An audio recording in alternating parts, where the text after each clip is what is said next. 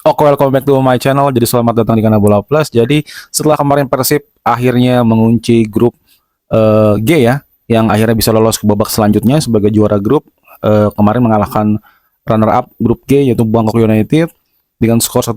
Lagi-lagi Ramon Tanke menjadi pemecah kebuntuan, dan seperti banyak prediksi orang setelah puasa pertandingan hampir 12 sampai 15 match, akhirnya dia bisa mencetak gol juga setelah kemarin mencetak gol ke gawang Borneo FC. Dan selanjutnya adalah kemarin lawan Bangkok adalah gol keduanya berturut-turut. Dan langsung kita masuk aja ke intronya.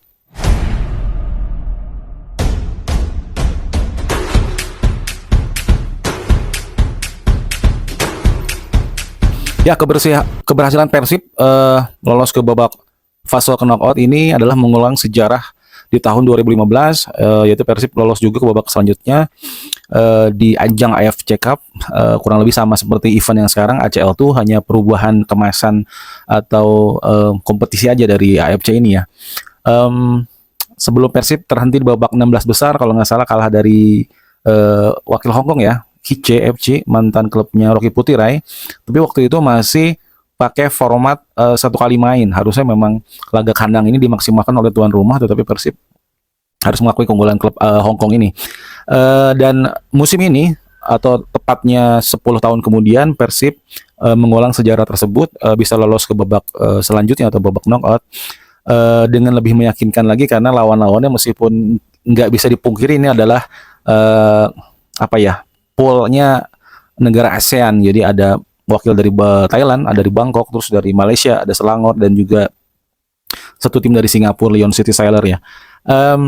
Lagi-lagi Ramon Tanke menjadi buah bibir atau pembicaraan banyak orang, karena nasibnya sebenarnya sedang diukur dan ditimbang-timbang sampai mungkin akhir putaran pertama gitu ya, karena pintu keluar sudah dibuka oleh Bojan Hodak untuk William Marcelio, dan setelah pertandingan menghadapi Leon City Sailor sudah tidak pernah ikut lagi latihan Persib ya, baik di Liga maupun di ACL tuh. Jadi memang benar-benar Bojan Hodak ini memang sangat tegas sekali, tidak ada kata ampun atau kata maaf ya. Di luar ini kita ngomongnya teknis sepak bola ya, bukan berarti di luar dia nggak, ini juga nggak memaafkan, tapi ini lebih konteks ke sepak bolanya.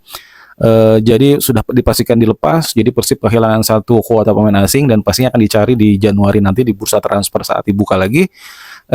Dan pemain kedua yang kemarin dipertimbangkan akan masuk ke dalam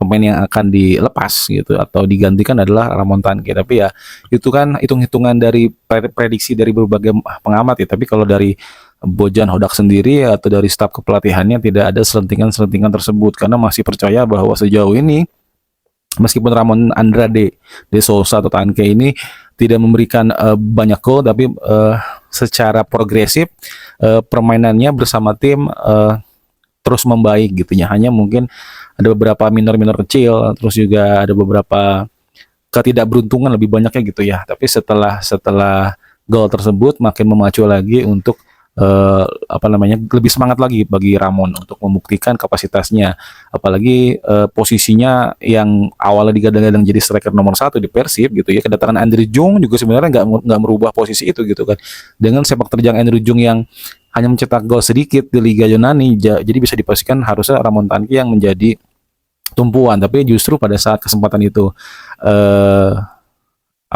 berkurang, Andrew Jung dikasih kesempatan, dan justru sekarang top skornya adalah Andrew Jung ya. Di semua kompetisi dia mencetak 7 gol, 4 gol di Liga ACL tuh, dan 3 gol di Liga domestik ya. Di luar, top skor di Liga adalah William Barros ya dengan 7 gol. Dan tapi Persib tidak berhenti di situ saja dengan euforia yang pastinya Bobotoh sudah pasti kasih suguhan meriah juga gitu kan di hari Rabu kemarin. Dan Persib nggak bisa berlama-lama lagi ya, kemenangan mungkin hanya dirayakan hanya semalam saja, karena di hari Minggu nanti di tanggal 14 Desember 2025 Persib harus segera melakukan pertandingan lanjutan yang adalah pertandingan tunda juga. Jadi pada saat tim-tim lain masih pada libur 2 pekan ini, jadi Persib tidak ada kata libur karena banyak pertandingan tundanya. adalah 2 kali ya. Kemarin setelah berhasil menuntaskan satu pertandingan tunda menghadapi Borneo FC dengan skor kemenangan 3-1, yang membuat efeknya adalah makin dekat dengan peringkat 2 Persija, sekarang jadi 1 poin, dan makin dekat lagi dengan Borneo FC yang masih ada di puncak klasemen. Jadi pertandingan hari ini juga sangat penting di hari Minggu ini, menghadapi Malut United yang berada di peringkat keempat, karena ya pertandingan ini nggak mudah juga, selain karena Malut juga tim yang bagus. Musim lalu dengan rekor pertemuan Persib dan Malut, Persib menang 2-0 di kandang sendiri, lalu Malut juga berhasil membalas kekalahan dengan kemenangan 1-0 di kandang sendiri. Dengan banyaknya pemain Persib yang ada di Malut yang dilepas oleh Bojan Hodak atau Persib, di Malut sendiri sekarang ada hampir 4-5 pemain Persib ya dulunya ya. Kita bisa hitung ada David da Silva, ada Ciro Alves, ada Tyron Delvino pasti, dan Gustavo Pranka. Ini pemain yang menjadi kerangka tim utama dari Malut.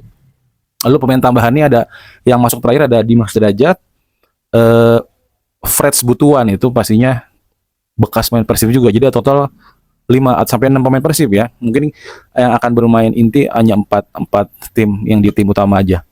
Jadi kalau kita lihat gimana nanti pertandingan Persib dan Malut, ini artinya big match juga kan, seperti yang kemarin digadang-gadang Persib menghadapi Dewa adalah pertandingan big match juga harusnya, karena kedua tim ini mempunyai skuad yang lumayan mahal juga, meskipun Dewa posisinya agak sedikit berbeda sekarang.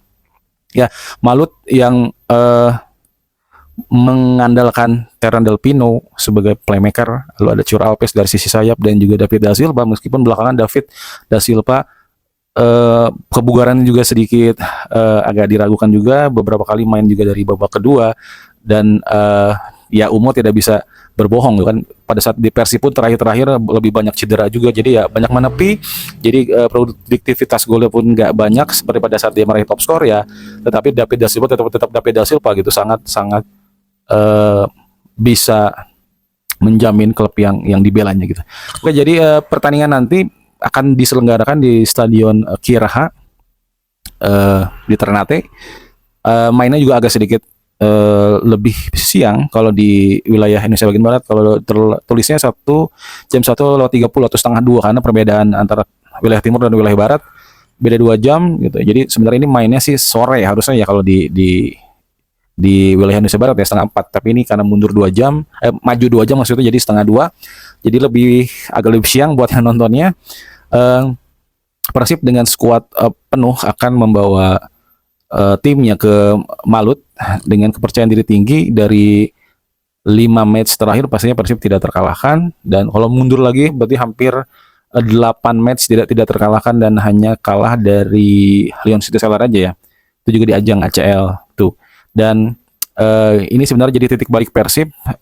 Memang tidak mudah untuk Persib meraih kemenangan atas Malut, tapi ini kalau menjadikan kemenangan atas Malut, Persib bisa naik menggeser Persija dengan raihan 31 poin ya. Jadi bedanya hanya 2 poin dengan Borneo dan melewati Persija. Tetapi jika memang hasilnya adalah imbang, Persib dan Persija akan memperoleh poin yang sama, hanya mungkin selisih gol aja yang membedakan. Tapi jadinya ini menjadi partai sangat menentukan, karena Malut United juga pastinya juga nggak hanya mengincar 1 poin, apalagi main di kandang kan. Dengan raihan 22 poin pun artinya Malut kalau bisa menang atas Persib akan kembali lagi memepet jarak dengan peringkat yang ada di atasnya, peringkat 3, peringkat 2, dan peringkat 1 akan lebih poin tidak berjarak jauh juga gitu ya.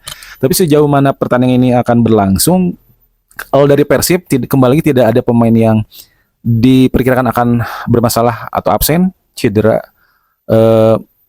Hanya 1 pemain mungkin yang absen adalah Adam Alis, masih diragukan tampil seperti konfirmasi Dr. Wira terakhir itu. Pertandingan mungkin yang akan dilalui oleh Adam Alis lebih cepat, mungkin pertandingan melawan Malut ya. Tapi kalau lihat dari kesempatan untuk Adam Alis bermain, tergantung kembali ke Bojan Hodak apakah akan mencoba langsung Adam Alis atau jaga-jaga, takut ini akan menjadi cedera kambuhan lagi ya. Jadi ya mungkin lebih baik ditunggu lagi gitu ya proses recovery-nya. Terus pemain yang absen pastinya satu ini adalah Luciano Guecosea ya kan, akumulasi kartu. Nah, ini yang harus kembali dimanfaatkan lagi oleh Persib, menambal pemain yang absen. Siapakah ya? Sejauh ini Persib kan masih kekurangan di sektor playmaker ya, setelah tahun lalu atau musim lalu ada Teron Del Pino yang bermain apik sekali, top skor.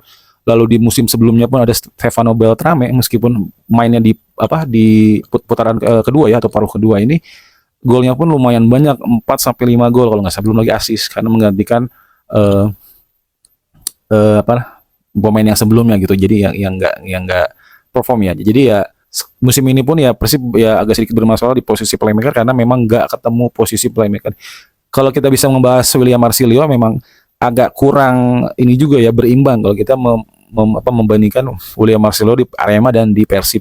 Karena di Arema mungkin posisinya lebih free roll, kalau di Persib mungkin Bojan Hodak ingin menempatkan posisi William Marcelo di posisi sayap, tapi harus juga mampu eh, merubah dalam beberapa second ke beberapa posisi seperti playmaker gitu, atau mungkin penyerang lubang juga gitu yang diharapkan oleh coach Bojan Hodak ya. Mungkin ini yang nggak bisa dijalankan instruksinya karena ya sejauh ini pemain Persib atau pemain baru yang direktur Persib atas rekomendasi Bojan Hodak, sistem yang digunakan Bojan Hodak adalah siapapun pemainnya harus bisa bantu ke belakang kalau dia penyerang, kalau pemain belakang harus bisa bantu menyerang. Ini yang sepertinya akan membuat pemain nggak nyaman kalau dia cuma mengandalkan posisi terbaiknya aja gitu. Kita bisa lihat kedua sayap Milan, kedua sayap Persib maksudnya ya, Franz Furtos dan Eleanor Renders. Jadi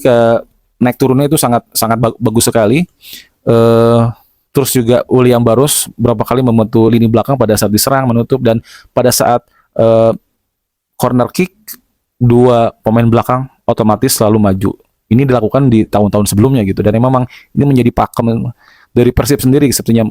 Meskipun Bojan Hodak baru 2 tahun berjalan dan sekarang tahun ketiga, di zaman pelatih sebelumnya pun Luis Milla ya, dua pemain belakang ini selalu bantu untuk membuka peluang mencetak gol ya. Ya ini yang bisa disampaikan oleh Bojan Hodak, memang gak mudah juga bermain untuk Persib, seperti juga yang disampaikan, karena kita bisa lihat Hamrahe Hanusa bagaimana dia bagusnya di Persik, dan produktivitasnya juga bagus, gol-golnya juga dapat di Persik Kediri, dan sampai hari ini belum ada kesempatan bermain dan harus menunggu lagi. Sedangkan pemain lainnya Dewangga Afrianda, dan kita bisa lihat juga dia sudah mulai dapat kepercayaan, tapi menit bermain ini baru di 2 match terakhir aja gitu, dan ini ya apakah Bojan Hodak ini salah satu plan B-nya gitu. Jadi memang sebenarnya dia punya plan A pakemnya segini, tapi ya ini mungkin plan B apabila ada akumulasi kartu, apabila ada yang cedera gitu, ada hal di luar lain non teknis gitunya. Jadi ya pemain harus selalu siap. Dan mungkin kemarin ada Rezaldi yang main hanya 2 sampai 3 menit saja dan nggak kelihatan juga impact-nya ya. Dan ya mau gimana lagi, kalaupun pemain yang join di Persib, meskipun dia labelnya bintang di klub sebelumnya, ya tetap harus bersaing dengan pemain di posisi masing-masing. Ya Sadil, kita bisa lihat Sadil di Sabah Eva, dia adalah bintangnya. Dia pemain yang fasih dalam mengumpan, dalam mencetak gol-gol spektakuler. Dia di kanan di kiri tidak ada masalah, tapi di tangan Bojan Hodak dia nggak banyak kesempatan untuk main di switch. Dia selalu bermain di sisi kiri, nggak pernah dikasih posisi di kanan, kecuali memang pada saat dia harus switch aja ya di satu pertandingan. Ini menandakan bahwa mungkin Bojan ingin memakai beberapa sistem dulu, nggak dikasih kesempatan buat pemain ini bermain dengan gaya atau style mereka sendiri gitu. Jadi ya sekali lagi ya, sejauh ini meskipun mungkin buat beberapa pemain ini agak kaget, ini gaya baru mereka, mungkin mereka ada beberapa yang nggak nyaman, tetapi kalau kita lihat hasilnya ini sudah mulai terlihat. Daripada awal-awal banyak yang berantakan, banyak yang kacau gitu, yang nggak menjalankan instruksi pelatih, tapi sejauh ini ya sudah dapat peak performanya. Jadi beberapa pemain sudah membuktikan kapasitasnya, seperti contoh Federico Barba paling produktif di lini belakang ya.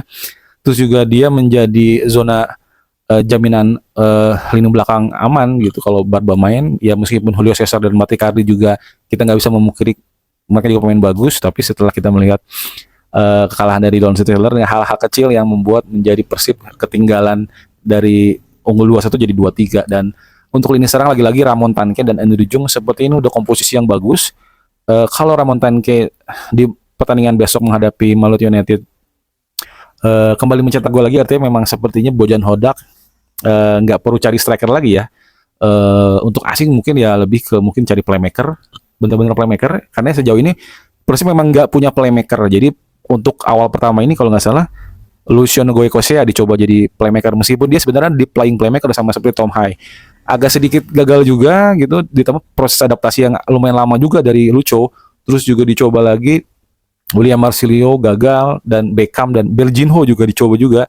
Tapi ya sejauh ini nggak banyak melakukan kesalahan yang besar, mungkin hanya kesalahan minor aja. Tapi sejauh Persib bisa main bagus dan menang sih masih tertutup ya. Tapi kelemahan ini ya, atau sisi lubang ini. Tapi ya mudah-mudahan di Januari nanti dengan Persib dilepasnya William Marsilio akan mencari sosok playmaker, untuk apalagi nanti akan bermain di grup apa misalnya setelah lolos dari grup akan ke fase knockout ya. Jadi harus ada tambahan pemain baru lagi sih di Januari nanti. Dan ya infonya juga sudah disebutkan oleh perwakilan Persib kemarin, sempat mungkin agak sedikit apa namanya, melempar-lempar isu lagi ya. Kayaknya sih udah pasti sih, udah fix Joey Pelopesi ya akan ke Persib Januari ini. Kalau dari pemain lainnya pun masih banyak yang ya, ada yang bilang Martin Paes. Agak sulit ya melihat Martin Paes main di Liga Indonesia gitu ya. Bukan berarti nggak cocok juga. Kalau cocok uangnya atau cocok kontraknya ya nggak jadi masalah. Cuman ya sejauh ini ya kalau masih ada Teja Pakualam, bukan berarti posisi Teja aman ya. Kita harus lihat Adam Prisbeck juga tetap harus dikasih kesempatan sih untuk bermain dan mencoba kualitasnya ya. Ya sejauh ini mungkin hanya Joey Pelopesi yang ya mungkin 80-90% yang kemungkinan akan mendarat di Persib. Cuman ya apakah lebih cepat di Januari ini atau memang nunggu akhir musim? Kalau akhir musim sih udah pasti sih, kayaknya sih udah pasti sign kontrak. Tapi apakah bisa didatangkan di lebih awal di Januari itu kembali ke Bojan Hodak. Oke, lanjut lagi, Persib akan menghadapi Maluku United di Stadion Kieraha ini di 1:30 siang. Persib seperti tadi saya bilang nggak ada kendala yang berarti, jadi pemain absen ada Malis dan mungkin Lucho ya yang kena akumulasi kartu, jadi mungkin dia akan menghilang. Posisi Persib, formasi Persib masih ada di 4-3-3. Putros dan Eliano ini akan bermain, tapi saya akan melihat sepertinya akan menjadi seperti yang pertandingan pernah dilakukan juga, dengan kembalinya Kakang dan Robi Darwis dari kepulangan di timnas SEA Games yang sudah pulang lebih dulu. Artinya Persib syarat U23 harus dipakai lagi. Jadi sepertinya Kakang akan kembali masuk di sisi kanan. Di sisi kiri saya lihat sepertinya sih akan Eliano Renders, lalu ada Barba di tengah, dan kayaknya Julio Cesar ya gantian lagi. Kalau kemarin kan Matrikardi yang dua dengan Barba di menghadapi Bangkok di ACL tuh ya. Ini mungkin Julio Cesar gantian mungkin. Dan di 3 gelandang di tengah yaitu Mark Locke, Tom High, mungkin Putros yang akan dicoba, karena tidak ada pemain lain lagi ya yang mungkin langsung nyetel di line up atau di starting line up. Mungkin dapat ditambal sama Putros dulu ya. Nanti mungkin babak kedua akan dicoba mungkin Beckham. Di lini depan ada 3, nggak berubah sih. Kalau misalkan kita bisa lihat gini, pakainya itu kalau di Berginho selalu bermain di inti di ACL tuh. Kalau di Liga atau biar di Super League kayaknya dia selalu main dari bangku cadangan. Kayaknya ini udah kelihatan gitu ya. Inti dari cara main atau cara sistem dari Bojan gitu. Kayak biasanya kalau nggak Berginho, Sadil yang selalu main di ACL tuh. Nah kalau di Liga sepertinya kalau Barros tetap akan main sih, William Barros. Saya lihat mungkin Sadil ya di sisi kirinya, tapi bisa aja Berginho yang akan dicoba. Terus juga untuk striker saya mungkin sebenarnya saya penasaran dengan Jung ya, karena kemarin dia cuma dapat sedikit menit bermain di babak kedua. Tapi kalau lihat dari on fire-nya Ramon Tanke sih, kayaknya Ramon Tanke yang akan diputuskan untuk menempati posisi striker utamanya atau di babak pertama ini gitu. Cuman ya mungkin nanti ada beberapa pemain yang akan masuk di babak kedua menjadi pembeda, seperti mungkin ya tadi Beckham, Jung, atau tadi siapa Berginho gitu ya, kalau nanti dicoba sistemnya. Dan tetap Persib butuh pemain pembeda di babak kedua selain untuk menambah motivasi dan juga variasi serangan sih. Kalau misalkan di babak pertama ini ada deadlock ya. Untuk Maluku United sendiri kurang lebih saya agak sedikit lupa juga pemainnya. Ya pastinya ada Gustavo Pranka, Cecu Meneses, terus di kiri ada Yance Sayuri, di kanan Igor Asensio kalau nggak salah ya. Terus di tengah mungkin Manahati Lestusen, terus ada Angulo, di playmaker ada Tyrone Del Pino, di strikernya di 3 penyerang ini ada David Da Silva, Ciro Alves, dan Yakob Sayuri. Nah ini juga kayaknya duel 3 Trisula iya terbaik ya. Yakob Sayuri, Ciro, dan David akan menghadapi versus William Barros, mungkin Berginho ya atau Sadil. dan Ramon Tan kayak ini. Ini squad ini sebenarnya mewah juga ya. Malut juga nggak kaleng-kaleng, bagus juga.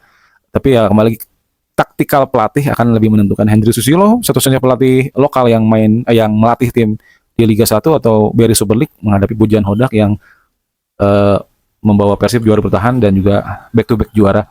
Eh, Kalau lihat dari persentase peluang, saya mungkin lebih cari aman ya, lebih mungkin 55% ya presentasinya, karena Persib pun kalau bisa menang agak sulit, dan mungkin kalau menang nggak ada yang nggak mungkin sih, karena ya melihat dari pertandingan-pertandingan sebelumnya pun tuan rumah ada beberapa kali kalah. Contohnya Borneo, kenapa bisa kalah menghadapi Bali United, bahkan agak sedikit mengejutkan ya kalau kalah dari Bali United di kandang Bali, itu masih kita bisa bilang wajar, tapi artinya sepak bola itu ya terus menerus ya, nggak bisa ketebak juga permainannya. Jadi ya mungkin saja Persib bisa menang dengan skor tipis, atau bahkan juga Malut juga mainnya bagus dan menyulitkan Persib.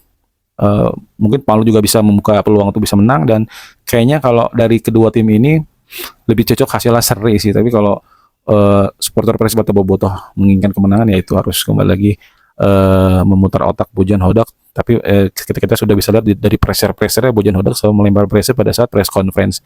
Ya mungkin dengan melemahkan, dengan cara memuji, dengan cara berdalih gitu kan. Mungkin ya nanti bilangnya karena faktor kelelahan lah, Malut lebih siap lah. Tapi itu justru jadi lawan jadi terlena lagi ya. Jadi ya kita udah biasa dengan statement-statement Bojan yang justru kita lebih, atau publik atau media atau wartawan gitu, lebih kenal Bojan Hodak lebih ke statement-statementnya dibanding pelatih-pelatih yang lebih banyak silent, gak banyak ngomong gitu ya. Jadi ya terima kasih sudah menonton video saya.